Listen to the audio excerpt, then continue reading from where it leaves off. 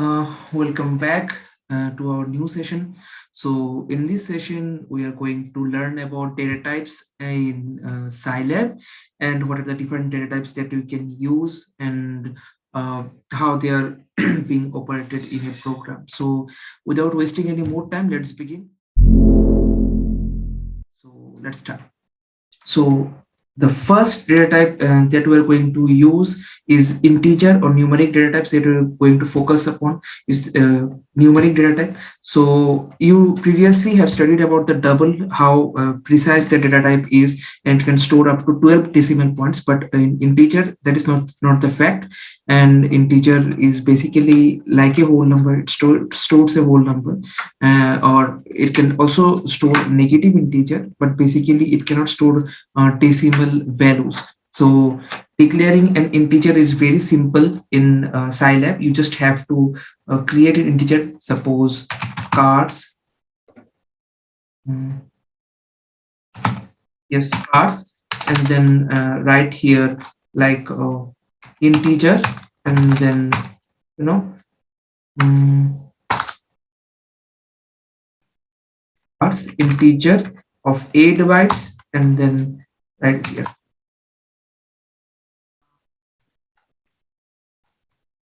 integer 8 bracket then 4. So you can see here the cars variable has been initiated to a value of 4, and it is of type integer that can hold up to 8 bytes. So if you write here type of um, name of the variable, that is cars, you can see here it is integer of 8 bytes. So basically what is happening here, we're creating a block of variable named cars and giving it a size of 8 bytes, and then we are storing the value of 4. Okay, so if I have to create a size in integer of 16 bytes, I can also create it. It's very simple. I just have to write here, suppose apples equals to, and then suppose I am writing here 24. So this is creating a variable apple of 16 bytes. If I write here type of and the name of the variable, and you can clearly see it's of 16 bytes. So this variable has a greater size than this variable. You have to keep in track of all these things. Okay, so I can also create a variable of 32 bytes. Suppose I'm writing here, let's go with dogs equals to int 32, and let's write here 5. Okay, so it will create a variable named dogs and assign it a value with 5, and the size of this variable will be 32. So that's the thing. If I write here type of dogs,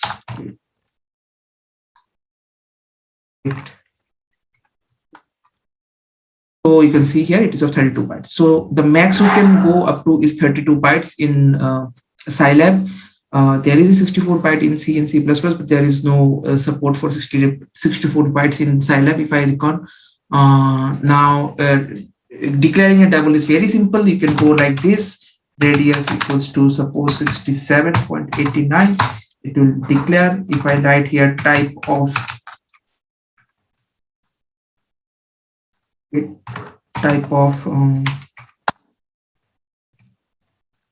radius constant. Sorry, it is a constant. So if I declare it like this, like before, type of, and if I write type of, let's say dogs, also be constant. So basically double is said to be as a constant in Scilab. So these are the things. So the most important data types that we are going to focus upon is obviously structure, and then list is the type of data structure that we are going to put our emphasis upon. But these are preliminary things that you have to keep in mind before working with structure or list or whatever you say. So string is basically nothing but a collection of characters. So your name can be a string, your address can be a string. So if I write here, suppose name equals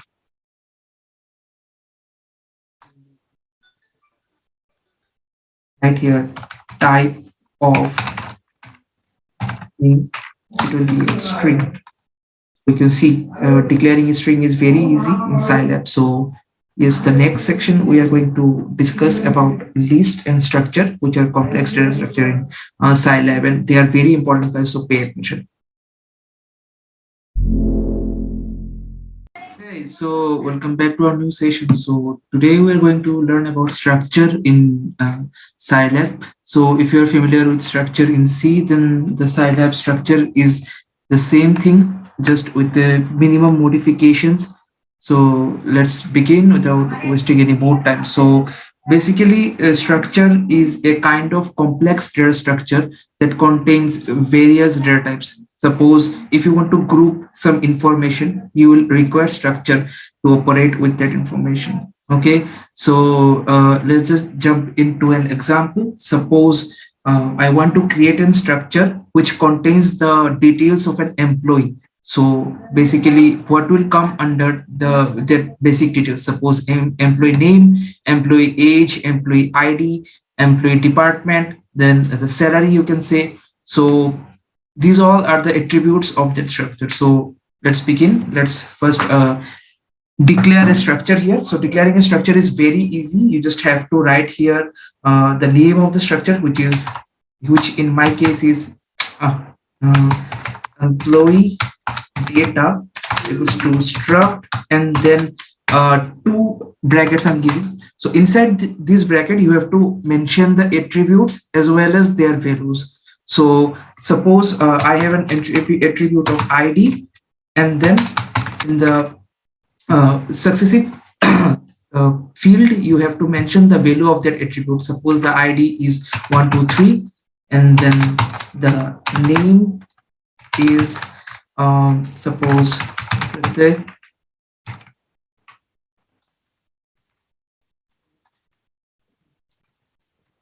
age is 25, and then suppose we have salary, which is equals to sorry, not be a string, 234.5.90. So here you can see we have an attribute of ID which has a value of 123. Then we have attribute name which has a value of this string pratyay, and then we have an attribute called age which has a value of 25, and salary which has 23,455.90.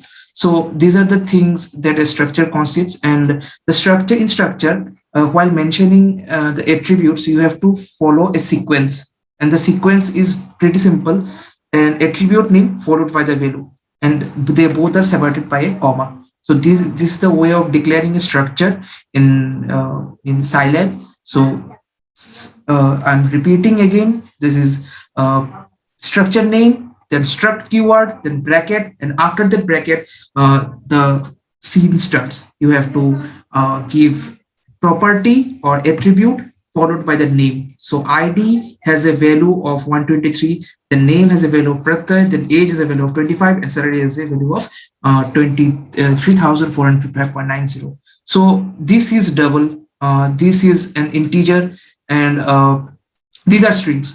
Okay, so sorry, these are strings, and this is also a string. So let's just press on enter key and see. So you can see here the employee data is visible. So ID is 123, name is pratyay, age is 25, and salary is. So this is how you create a structure. Structure basically groups the data or information which you require to operate with. So there are some methods that you can use while using the structure. Suppose we want to, what do you say? Display what are the fields that are available. So we have to write here field names, and then under the bracket you have to mention the name of the structure which you are using. So employee data in our case. So you can see here the fields are ID, name, age, and salary. And if you want to access a single attribute of that structure, you just have to access it using the dot operator. So it is pretty easy. You just write here employee data dot, then the name of the attribute. Suppose I'm trying to access, or I'm trying to get the ID, so I'll write here structure name dot the attribute name. So here 123. If I want to get the name, I'll write here structure name dot name. It will get me the name of that structure, name attribute. It will get the value of the name attribute of that structure. And then if I write here age, it will get me the age, followed by, if I write here salary, it will get me the salary of that structure. So the salary is 23,455.90, as you can see. So this is how you create a structure, and hope that helps you. So we are going to use structure in our upcoming videos. So please take care. So let's begin with a list data structure. So today we are going to learn about list data structure. And now if you hear some background music, just excuse me, because there is a house party going on my next door. So let's begin without wasting any more time. So in the basic way to declare a list is very simple. You just have to write here. Wait, my keyboard is not working. So you have to write here list name, which is student in my case, and then equals to, and then list followed by parenthesis. Within that parenthesis, we have to write declare the elements that are present inside that student list. So in our case, there will be elements like Raman, and then Raju, and then Simran. Let's go with Prashant. So that these are the names of the student. These are the name of the student that are included within that student list.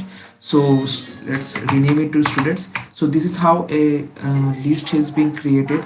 You will use the keyword list, then followed by parenthesis. Within that parenthesis, you have to declare the elements that you are going to use. So this is how a list is being declared. It's pretty easy. Now if I hit enter, this list has been created. And if you write here student, then one, which is the index of the list, it will declare the with the students, and in one it will declare the first element, which is Raman.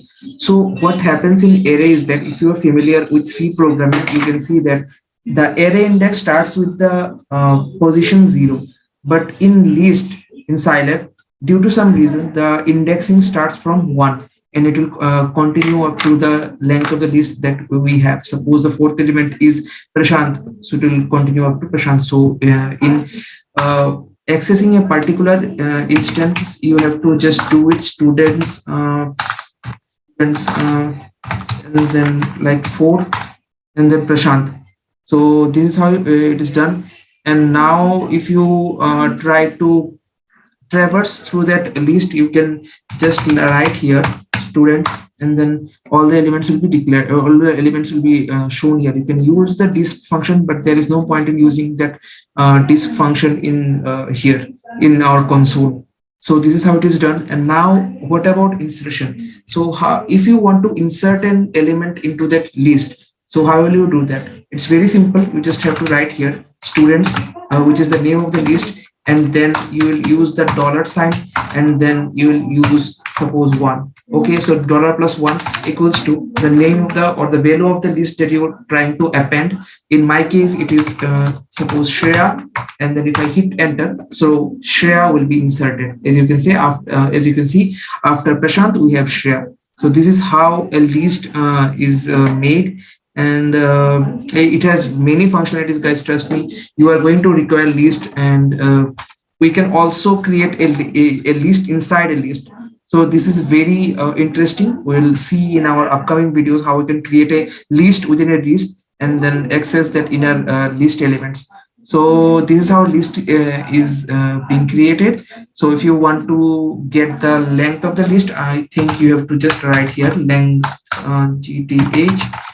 I think work, if I'm not wrong. Yes, so the length of the list is 5. How you are doing this? You are doing this using the length function. So length followed by the name of the list that you are going to find length of. So you are writing a length and then name of the list, and then you are going to get the value. So appending has been done. How you can push an element into the list, how you can pop an element. Yes, that is not being cleared. So the way you can pop an element, or you can remove an element from a list, is very simple. You have to write the index of that particular element and then initialize it to null. Just that's it. That's so simple. Just write here students, and then you write here 4 equals to null. So wait. Yes. So for the value of that index has been gone. So student 4 will have no value at all. And the student 5 will have Shreya. So this is how it is done, guys. This is so simple. And now you are going to will use that list in our upcoming videos. So till then, take care, guys.